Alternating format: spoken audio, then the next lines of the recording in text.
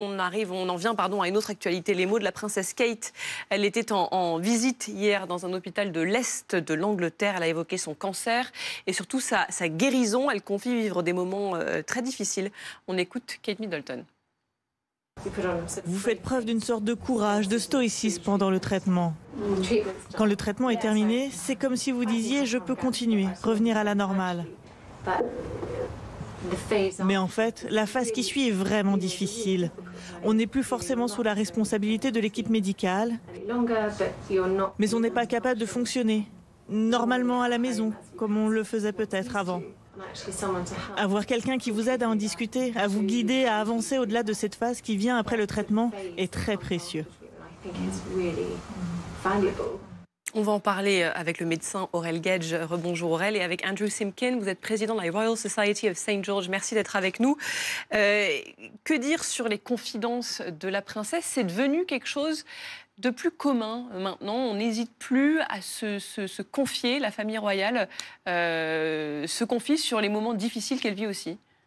Comment être leader, comment incarner une nation en 2025, ce n'est pas par la force, sauf si on est russe ou américain maintenant, c'est plutôt par l'empathie, par la compassion, par l'amour.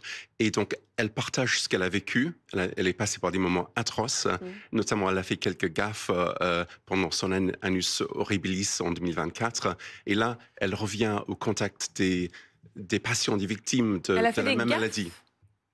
Vous en souvenez? C'était sans doute William qui a fait une gaffe. Il a fait silence radio pendant 2 mois en début d'année 2024. On ne savait pas du tout si elle était vivante ou morte. On ne savait au pas moment où elle cachait encore sa maladie. Je ne sais pas si c'est vraiment diagnostiqué, mais elle avait subi une intervention chirurgicale majeure dont on ignore toujours l'identité exacte. Et puis, donc, silence radio, puis une photo totalement truquée. Et puis, elle a réussi à revenir en force avec sa fameuse vidéo sur un banc, seule, avec un fond de jonquilles au moment de la renaissance de la nature, du printemps. Donc, tout ça, c'était le pire moment dans sa, entre guillemets, carrière royale de 14 ans déjà. Et maintenant, elle choisit ses batailles, comme on dit. Elle a choisi de ne pas aller à Ascot, les courses hippiques extrêmement mondaines. Elle a choisi plutôt d'aller partager ses expériences, écouter les gens qui avaient subi aussi des cancers comme elle. Elle explique effectivement, elle ne va pas à Ascot, aux courses hippiques de Ascot, parce qu'elle cherche un bon équilibre après le cancer. Elle reprend progressivement, évidemment, ses activités officielles, mais évidemment, ce cancer a des conséquences. Aurel Gage, médicalement, alors on ne connaît évidemment toujours pas effectivement la nature de son cancer, mais quand elle parle de montagne russe, une fois qu'on est en rémission, parce qu'elle est en rémission depuis le mois de janvier, c'est ce qu'elle avait annoncé, mais elle dit derrière, en fait, on croit qu'on va pouvoir reprendre une vie normale et c'est pas le cas. Alors, elle parle aussi très probablement des conséquences sociales et psychologiques, puisqu'il faut bien se rendre compte que même, on le voit, regardez sur ce plateau, on parle de Kate Middleton, on parle de son cancer. Ça peut être aussi compliqué à vivre, justement, puis en plus de vivre dans cette peur, parce qu'au moment où on a subi la chirurgie, on sait qu'on a une grande période où on va être observé, une longue période où, eh bien, certains patients, quand vous discutez avec eux, ils vont vous parler de sentiments d'épée de Damoclès au-dessus de leur tête, puisqu'il y a le suivi à chaque fois. Ça peut revenir à tout moment. Ça peut revenir à tout moment et on doit surveiller, en fait. Parce qu'on peut pas vous dire, même imaginons vous avez une masse au niveau du côlon, on va vous enlever la masse cancéreuse, on va vous dire, on va devoir surveiller et on n'a pas de critères, même si on a tous les arguments pour dire ça s'est bien passé. S'il y a quelques cellules qui sont passées à travers les mailles du filet, que ce soit au niveau de la chirurgie ou s'il y a eu une chimiothérapie adjuvante, et bien dans ce cas-là, même dans ce cas-là, on peut avoir quelques cellules qui passent à travers les mailles du filet. Donc c'est pour ça que pendant plusieurs années, vous allez avoir un peu ce sentiment d'épée de Damoclès qui peut être plus ou moins vécu par les patients. Je trouve quand même qu'elle est extrêmement courageuse justement de s'exprimer. Là, on la voit justement dans des associations pour la prévention et puis même pour le traitement du cancer. Je trouve que c'est extrêmement courageux d'assumer ce rôle qu'on lui demande pas forcément, alors qu'à la base, il faut quand même se rappeler que là, elle fait pas juste de la sensibilisation, c'est une patiente et que je trouve qu'on lui a un peu forcé la main à assumer ce rôle contrôle-là, alors que parfois, peut-être que les gens, ce qu'ils veulent, c'est qu'on les laisse tranquilles, ce qu'on peut comprendre. Mais difficile quand on est la future reine d'Angleterre d'être... Et il faut préciser aussi qu'on parle de rémission. Elle est en rémission, ça veut dire on ne peut jamais dire qu'elle est 100% guérie. D'où cette épée de Damoclès.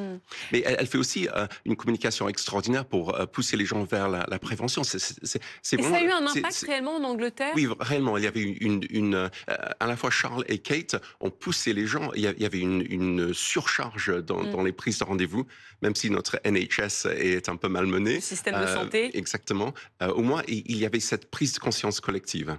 Et il vaut mieux guérir que... il vaut mieux prévenir que guérir. Oui. Kate qui reste extrêmement populaire. Vous d'ailleurs en tant que... Pas la plus populaire. Pas la plus populaire? Non. Ah bon, c'est qui la plus populaire? Elle n'est plus. Elle s'appelle Elisabeth. Ah, Elisabeth, pardon. J'ai cru que vous alliez me dire Meghan Markle, mais elle n'est plus non plus. Non, et la reine Elisabeth a dépassé les 80% d'opinion favorable. Deuxième, devinez. Kate. Ah bah non, on ne parle plus d'elle. C'est tragique. Kate alors en deuxième. Non, c'est William. C'est plus de 70%. Kate juste derrière. Et ensuite, les autres, Charles, malheureusement... William est plus populaire que Kate. Oui. Et Charles est derrière. Charles est derrière, oui, il est 5e. Que sait-on d'ailleurs également de l'état de santé du roi Charles? On peut dire que tout s'est passé début 2024. Encore une fois, on ne sait pas exactement ce qu'il a eu, mais c'était lié à une intervention bénigne sur la prostate. Donc, c'était diagnostiqué à ce moment-là. Il est revenu en pleine activité 2 mois plus tard. Donc, tout le monde me disait, il fait des choses holistiques, folkloriques, avec des médecins bio et de l'acupuncture. Totalement faux. Il a fait une vraie chimio. Il a vraiment souffert. Il a été traité. Mais il a réussi à faire une visite d'État en Australie, au bout du monde, au mois de septembre. Donc, ça montre un peu la résilience, pour parler comme... Le roi qui a quand même, j'imagine, une équipe médicale très pointue qui le suit. Absolument. Même à l'autre bout du monde. Donc, Charles a pu faire une visite d'État au bout du monde au mois de septembre. Il a pu faire la visite d'État d'Italie et le Vatican et voir le dernier souffle pratiquement du dernier pape au mois d'avril cette année. Donc, un dernier mot, on a toujours peu d'informations, ce qu'on disait sur la nature du cancer de Kate Middleton. Est-ce qu'on a une idée de ce que ça peut être? Alors, en se basant sur l'âge, sur le fait que s'il y a eu une chirurgie, on peut se permettre de penser que c'est un cancer solide, donc pas un cancer du sang. En se basant sur l'âge de la patiente, la nature, les séquelles potentielles, que ce soit esthétique ou autre, on pourrait se permettre là, à l'heure actuelle, ce qu'on pense, c'est plutôt soit un cancer du sein ou alors un cancer du côlon. Mais c'est des arguments purement statistiques et c'est purement de la spéculation. Merci beaucoup. Merci à tous les deux.